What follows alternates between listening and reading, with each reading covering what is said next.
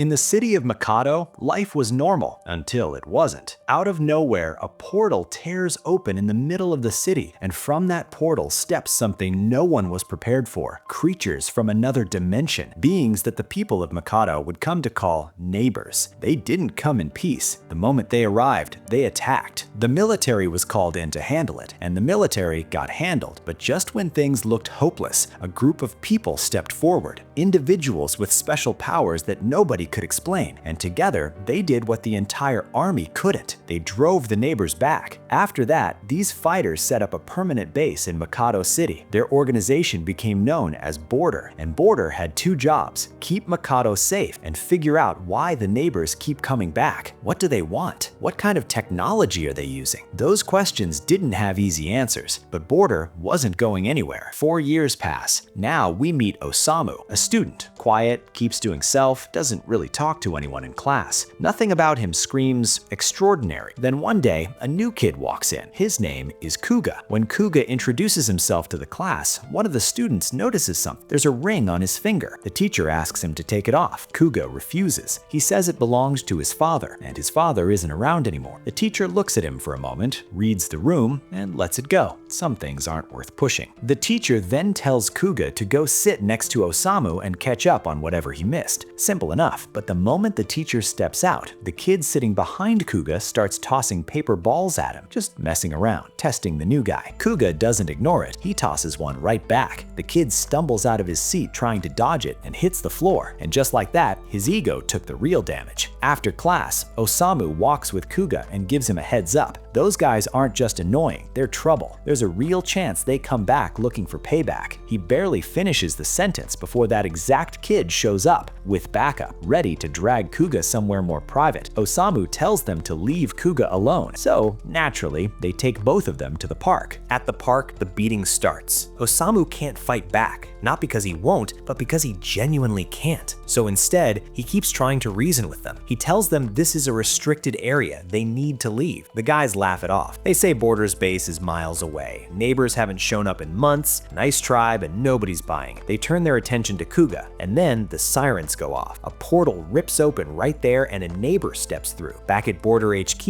an agent picks it up immediately. Gate open, Area 11. One neighbor confirmed outside. The response is instant. Miwa squad is in the area, send them now. But Miwa squad isn't there yet. The neighbor is. It moves fast, and within seconds, one of those same kids who'd been throwing punches at Osamu gets grabbed. Now Osamu's moving toward him, toward the neighbor to pull him out. Kuga stops him. What are you doing? That guy was just beating you up. Why does it matter if he gets hurt? Osamu doesn't hesitate. He says he can't just watch someone die. That's not who he is. Whatever happened 5 minutes ago doesn't change that. And then he says, trigger on. His clothes shift. His whole appearance changes. Turns out Osamu isn't just a quiet kid who keeps to himself. He's a border agent. He charges at the neighbor, gets hits in, but it's not enough. The neighbor is stronger than him, and it shows. Meanwhile, Kuga's been watching. His replica, a small entity with him, tells him the obvious. Osamu can't beat that thing on his own. He needs help. Kuga activates his trigger. One strike, the neighbor goes down. Afterward, he walks over to Osamu and asks the question that's been sitting in his head. If you had a trigger, why didn't you use it on those guys earlier? And honestly, even with a trigger, you're still pretty weak. Osamu tells him simply, you don't use a trigger on civilians, and beating up people weaker than you was never something he was interested in. But as he says it, he notices the ring on Kuga's finger. He recognizes it. That's a trigger. He asks where Kuga got it. Kuga explains it was his father's. Before his father died, Kuga gave him one instruction. If anything ever happens to me, go to Japan, find my friend. He works for Border. Osamu figures it out. Kuga's father must have been a border agent. Kuga shakes his head. No, his father wasn't from Border, and more than that, Kuga himself isn't from this world. He's from the other side. The dimension these people call neighbors, that's where he's from. The two of them leave before anyone sees them. Not long after, a border squad arrives on the scene. They sweep the area, and what they find is a neighbor already dead. Someone got here before them. The squad leader takes in the scene. His name is Miwa. Miwa gets on comms and asks his control team the obvious question: who took out that neighbor? Because it wasn't his squad. No other authorized team was dispatched to that area. Someone handled it before they arrived, and he has no idea who. Meanwhile, Meanwhile, Osamu is pulling Kuga aside and making one thing very clear. Don't tell anyone what you are. The moment people find out you're a neighbor, they'll see you as a threat. No exceptions. Kuga listens, then offers a correction. What comes through the gates, the creature's border calls neighbors, those aren't actually neighbors. They're Treon soldiers, weapons sent through. The real people from his world look just like him, human. And for what it's worth, he has no intention of sending anything after Osamu. His world has good people and bad people, same as this one. Osamu processes all of this. He's a border agent, but only an intern. There's a lot he simply hasn't been told yet. He doesn't know exactly what to do with Kuga, so he decides to watch him, keep an eye on how he behaves. But even now, something already feels settled. Kuga saved his life back there. That's not something a threat does. The two of them sit down at a park and eat. Normal enough, but on the way home, Kuga walks straight into a car. Osamu rushes over and stops cold. There's a crack on Kuga's face, like a fracture in something that isn't quite skin. Then, in a few seconds, it seals itself shut. Kuga stands up, walks over to the driver, and offers to cover the damage to the car. That's the moment Osamu stops second-guessing it. Kuga is from another world, and he's not dangerous. The next day at school, Osamu is still running through the ground rules. Don't tell anyone you're a neighbor, don't mention the Treon soldier fight, never let anyone see your trigger. Basic survival tips for existing in this world without border coming after you. But this is where things take a turn. Mid-conversation, Osamu spots the same group of troublemakers from before, this time cornering a different kid. He walks straight into it, gets hit for his trouble. Again, Kuga watches and asks the reasonable question, don't these guys remember you? You saved their lives yesterday. Osamu explains, when civilians end up in restricted areas and border rescues them, their memories of the incident get wiped afterward. Panic control. They don't remember a thing. Kuga doesn't say anything. He just walks over to the group himself. One look at him and they scatter. When Kuga walks back into class, the reception is completely different from day one. Students crowding around him, telling him he's the coolest, asking him questions, and someone asks the one he probably wasn't ready for. Where were you living before you came to Japan? Kuga answers simply, where he came from. There was war every single day. The class gets quiet for a second, then a few students start nodding. They tell him it's not that different here. Neighbors show up, people fight back. Someone mentions the first invasion, 1,200 people dead when neighbors hit Mikado for the first time. Kuga asks if that scares them. The student shrugs and says no, because border is here. And then he explains something that lands differently now that Kuga's in the room. Border fights neighbors using their own technology. Even the trigger system came from the neighbor side. Border reverse engineered it, turned it against them. They also used it to redirect gate openings, funneling them near Border's base so civilians stay out of the blast radius. Kuga says nothing. After class, everyone else clears out and the two of them stay behind. Kuga turns to Osamu and asks the obvious. You're a border agent. If people knew that, they'd treat you like a hero. Why hide it? Osamu doesn't really answer that. He just restates the terms. Don't tell anyone he's with Border, and more importantly, Kuga's identity stays buried. If people find out what he is, he won't last a day. Osamu makes it clear. Kuga saved his life, so he doesn't think he's a bad person, but if anyone in this city gets hurt because of him, Osamu will come for him himself. Then a gate opens, right there, inside the school. Osamu can't process it at first. The school is nowhere near Border's base. Gates don't open this far out, but there's no time to question it. Students are screaming, running for the shelters. Most make it, some don't. Osamu activates his trigger and moves. Kuga grabs his arm. He tells him what they're dealing with. Marmod, built for one purpose, destroy everything in its path. Osamu's output isn't anywhere close to what it would take to bring that thing down. The smart move is to wait for Border reinforcements. Osamu points out that the base is far. By the time anyone arrives, those kids are dead. Kuga does the math out loud. Osamu would need 20 fighters at his level to take a Marmon down. Osamu already knows all of this. He even thinks about asking Kuga to step in, but he remembers what he told him himself. Keep your powers hidden, keep your identity buried. You can't walk that back now. So instead, he thinks about why he joined Border in the first place, goes through it all in his head, and then he makes his decision. He's going in alone. Osamu's classmates are cornered, Marmods on both sides, nowhere to go. One of them is already raising its blade when Osamu comes through, cuts the arm clean off, and sends it out the window. His classmates see the uniform. They know. He tells them to run, and they do. Now it's just him and the Marmod. He thinks he can handle it. One hit from the Marmod sends him skidding across the floor. He gets back up, goes again. This time, the Marmod takes his arm off entirely. Back outside, Replica is feeding Kuga a live update. Osamu's trigger is at its limit. Kuga makes his decision. He's going in. Replica pushes back. If Kuga shows himself, Border finds out what he is. Kuga says he doesn't care, so Replica shifts the argument. Maybe Kuga doesn't care about himself, but if Border finds out Osamu was hiding a neighbor, Osamu takes the fall too. Kuga is still moving. Inside, the Marmod drives its blade straight through Osamu's chest. His trigger cuts out. He snaps back to his his normal form. No missing arm, no wound. That's how it works. When a border agent activates their trigger, their physical body gets replaced by a combat body, one that's immune to conventional weapons. Only Trion-based attacks can actually damage it. The real body stays safe until the trigger runs out. Osamu, lying on the ground, thinks about all the training he skipped. Then Kuga walks in and throws up a shield. He picks up Osamu's trigger. Osamu tells him not to. It's a trainee trigger, barely functional. Kuga tells him that's exactly why he's using it. If he fights with Osamu's weapon, everyone will think it was Osamu who finished the fight. His identity stays covered. Then he goes. Osamu watches from the ground, and even from there he can tell. Kuga and the Marmot are matched in speed, but Kuga has something else, some kind of edge. The problem is the blade. Replica explains it mid-fight. The Marmot's weapon is made from the most durable material in their world. You can't just cut through it head-on. Osamu calls out from behind. The trigger is weak. It's a trainee's gear. Don't push it. Kuga doesn't stop. He cuts off the Marmot's arm, then immediately closes the distance, moves behind it. The corridor is narrow. The Marmot can't turn around fast enough. Kuga takes the opening and cuts it clean in half, one down. The second Marmot comes through the window before the first one even hits the ground. Kuga gets the shield up, absorbs the hit, then cuts that one in half too. Osamu watched the whole thing. Same trigger, his trigger, and yet the gap in power between the two of them was almost embarrassing. He walks over to Kuga and says it out loud. You used my trigger for both of them, and somehow it looked stronger in your hands than it ever did in mine. Replica steps forward to answer that. Osamu nearly jumps. He asks what that thing is. Replica introduces itself. Kuga's guardian, a Trion soldier built for multiple functions, and apparently also a walking encyclopedia. It explains, Trion is a biological energy produced by an invisible organ in the human body called the Trion gland, located right next to the heart. Scientists in this world haven't found it yet. Every person has one, but they don't all work the same way. The stronger your Trion gland, the more power you push through your trigger. Osamu's is weak, Kuga's isn't. Same weapon, completely different output. That's the whole story. Osamu takes that in, then walks Kuga outside. The students who'd already figured out he was border start cheering. Osamu stands there and accepts it, awkwardly, because he knows the truth. He didn't save anyone. Kuga did. But when he looks over, Kuga is already in the middle of telling everyone how Osamu protected them all. He's going into detail, a lot of detail, more than necessary. Osamu quietly tells him to dial it back before they both end up in a very complicated situation. Then, the border response team arrives. 3 agents, all A rank. The students immediately lose it. A rank agents have that effect, but their squad captain steps forward, looking around at the aftermath, and asks the straightforward question, who handled this? Osamu feels the nerves kick in. Trainees and C rank agents have a standing rule, no trigger use outside Border's base. He broke that rule in front of witnesses. There could be consequences. He steps forward anyway, says it was him, says he's C rank. The captain, his name is Jin, looks at him for a moment, then says he did the right thing. Turns out his younger siblings go to this school. He didn't want anything to happen to them. Then he pulls them both into a hug. Before Jin can finish his moment, Kitora cuts in. She tells him straight, Osamu broke the rules. C-rank agents aren't authorized to use their triggers outside base, and if they let this slide, every trainee in Border will think the rules don't apply to them. The students nearby start pushing back, defending Osamu, but Kitora doesn't move. Osamu isn't scared of the punishment itself. He's scared of being removed from Border entirely. Then Kuga opens his mouth. He asks Kitora, genuinely, why she's so eager to punish someone who did what she should have done. He also wants to know, is there a rule in Japan that says you need permission before saving someone's life? Kitora clarifies, saving lives isn't the issue. The issue is that triggers are Border's property, restricted to authorized personnel. Kuga counters, triggers are neighbor technology. Did Border ask permission before using it? Then he goes further. He tells her it seems like she's angry because she wanted to be the one who handled those marmots. She wanted the moment. Osamu took it without meaning to. The third agent, Tokieta, steps in before this goes any further. He points out that neither of them gets to decide Osamu's punishment. That's headquarters call. Jin tells Osamu to report to HQ that evening. Kitora would take him. On the way there, Kitora is still going. She tells Osamu he didn't need to play hero. They would have arrived eventually, he just needed to wait. Kuga, walking alongside them, tells her again that she's wrong. By the time Border showed up, students would have been dead. If anything, she should be thanking Osamu. Then he says it. It sounds like she sees Osamu as a rival. Osamu tells Kuga to stop talking. She's an A-rank agent. Kuga says he doesn't know what that means and doesn't particularly care. Kitora, slightly offended, explains that A-rank agents make up only 30% of Border's active force. They are the elite of the elite. Show some respect. Kuga remains unmoved. Osamu changes the subject before this gets worse. He asks the actual question. How did did a gate open this far from base? Kitora explains. Border uses devices called beacons to keep gate activity concentrated near headquarters. But for several months now, new gates have been appearing in unexpected locations, ones they have no explanation for yet. Scientists at HQ are working on it, and the school wasn't the only one. 6 other locations saw new gates open that same day. The only reason casualties were minimal was because border agents happened to be nearby. But if this keeps happening, gates opening further and further from base, it becomes a problem border may not be able to contain. They've kept it quiet to avoid a panic. And then, right as she finishes saying that, another gate opens. A soldier steps out. The alert goes out immediately. Civilians are told to get to shelter. Neither Kitora nor Osamu has seen anything like this before. Osamu asks Kuga what it is. Kuga tells him 𝐃𝐈𝐒𝐂𝐋𝐀𝐈𝐿, a bombardment soldier, built specifically to drop explosives across a wide area. And that's exactly what it's doing, circling the city and hitting it from above. Both of them activate their triggers. They decide to engage without waiting for backup, but Osamu's weapon won't respond. He burned through too much Trion earlier. He's running on empty. So Kitora goes in alone. Osamu doesn't sit still. No weapon, no combat ability, but there are people trapped across the city who need help that doesn't require a trigger. He starts moving toward the civilian area. Kuga tries to stop it. No weapon, no backup, bad idea. Osamu says he doesn't need a weapon. He just needs to get people out. Before he leaves, he turns to Kuga. Kitora can't beat that thing alone, he says. Go help her, but make sure she doesn't find out it was you. They split up. Replica sends a small fragment of itself with Osamu, giving him a thin boost for whatever's ahead. Kitora, meanwhile, has been watching the 𝐃𝐈𝐒𝐻's pattern. It keeps circling the same path. She calculates. She'll hit it when it passes over the river, so if it falls, it goes into the water instead of the city. Osamu, on the ground, pulls a girl out of the way just before a chunk of concrete comes down on her. He pushes through the wreckage, getting trapped civilians out one by one. They keep thanking him. He keeps moving. Then he spots another group further ahead, blocked by a collapsed pillar. He gets to it and tries to lift it. Too heavy. Kuga appears, channels a small amount of power through Replica's fragment, and suddenly Osamu launches the pillar out of the way without even straining. Above the city, Kitora closes in on the 𝐃𝐈𝐻. No visible shielding, she figures she can damage it from above. She moves in. The 𝐃𝐈𝐻 activates every weapon on its body at once and unloads directly at her. She gets her shield up in time, but then it deploys a second system. Kuga watches and makes the call. She needs help now. He reaches for his trigger. Replica stops him just short. A direct attack leaves a trace signature. Border will be able to track exactly who fired. Below, Kitora has already done enough damage. The 𝐃𝐈𝐻 is going down, but when it hits, the explosion will level everything around it. Kuga moves. He wraps a chain around the 𝐃𝐈𝐻's body, redirects its fall, and sends it straight into the river. The 𝐃𝐈𝐻 hits the water and detonates beneath the surface. City stays standing. Kitora floats back down, trying to work out what just happened. She knows Osamu's trigger was dead. He couldn't have helped her. So who did? She doesn't have an answer. The two of them head to headquarters. Inside, the hearing is already set up. Commander seated, case on the table. Jin is there too, Border's top agent, present for the proceeding. The main agenda is the unauthorized gate openings, but a portion of the room wants Osamu dealt with first. He used his trigger outside base twice in a single day. C rank, trainee, clear violation. But another director pushes back. Osamu saved civilians. Kitora herself reported that he assisted her during the 𝐃𝐈𝐻 engagement, and according to Jin, Osamu handled the marmods at the school on his own. That counts for something. The senior director listens to both sides and then turns to Osamu directly. Rules matter here, he says. That doesn't change. But he wants to know, if this situation came up again, same circumstances, would Osamu use his trigger? Osamu doesn't hesitate. If people are dying and he can do something about it, he'll use it, no matter what. The room goes quiet. The director tells the others to handle Osamu however they see fit, then moves the meeting to the real concern. If unauthorized gates keep opening across the city, people will start leaving Mikado, and if residents leave, the sponsors who fund Border's operations will pull out too. This isn't just a security problem, it has consequences. Jin speaks up. He tells them not to worry, he'll find a solution and he'll fix it. In exchange, he asks for one thing: let him handle Osamu's case personally. Everyone agrees. Meeting adjourned. On the way out, Miwa stops Osamu. He keeps it simple. The other day, a neighbor showed up near the restricted area. 3 of Osamu's classmates were found there. No border agent on scene. Did Osamu handle that one? Osamu says yes, then walks away. Miwa goes straight to his superior. He says he wants to keep an eye on Osamu because the trigger signature left on the neighbor bodies at the school today matched Osamu's, but the way they were killed doesn't match what a C-rank trainee can do alone. Miwa thinks Osamu was working with a neighbor. But there's more. The trigger signature found on the neighbor killed at the park, that one doesn't match any weapon in Border's registry, not one of theirs. That's the detail that concerns Miwa most. Someone else was there. Someone using technology Border doesn't recognize, and Osamu was involved. The senior director tells Miwa to go ahead and watch him. Osamu, unaware of any of this, is focused on one thing: the gates. He tracks down down Jin and asks him directly. Jin tells him to relax. They have 2 days, and he trusts his side effect to point them in the right direction. That night at home, Osamu asks Replica what a side effect even is. Replica explains, some people carry unusually high trion levels, and in rare cases that excess manifests as something beyond combat ability, a psychic power, unique to the individual. What Jin's specific side effect does, Osamu doesn't know yet. Kuga cuts into the conversation through Replica and tells him if he's that curious, just ask Jin tomorrow. Then Osamu asks where Kuga actually is right now. Kuga says he's at the school, trying to figure out on his own why the new gates keep opening. Osamu tells him to leave it alone, let Border handle it. Kuga tells him to go to sleep. The next morning, as Osamu steps outside, Miwa and his partner are already there watching. Then Jin shows up and redirects Miwa. New mission, back to base. Miwa has no choice but to go. Jin walks with Osamu and tells him they're going to get answers today. They're meeting someone who knows exactly what's causing the new gates. Someone Jin doesn't know well, but Osamu does. He takes him back to the spot where Kuga first used his trigger. Kuga is already there. Jin looks at him and says it plainly. I know you're the neighbor. Both Kuga and Osamu go still, waiting for what comes next. But Jin tells them to relax. He's not here to arrest anyone. He knows there are good people on both sides of that gate, and he knows because his side effect told him. He can see the future briefly. When he met Osamu at base yesterday, he saw today. Kuga accepts that, then says, all right, I'll tell you why the gates are opening. He brings out a strange device. Replica steps forward and explains it to Jin. This is what's behind the unauthorized openings. These devices were programmed by the neighbors to scatter across the city, find hidden locations on their own, and avoids human detection. Once in place, each one draws trion energy from the people nearby and uses it to force a gate open. They could be destroyed. They have no offensive capability, but there are likely thousands of them spread across the city, so tracking them all down will take time. Jin takes the device back to Border headquarters and lays out the full picture to the directors. The response is immediate and coordinated. One team builds a radar system to locate the devices, another goes public through the media, asking civilians to report any sightings. Within hours, every squad Border has is combing the city. They clear them all out in a single day. After everything settles,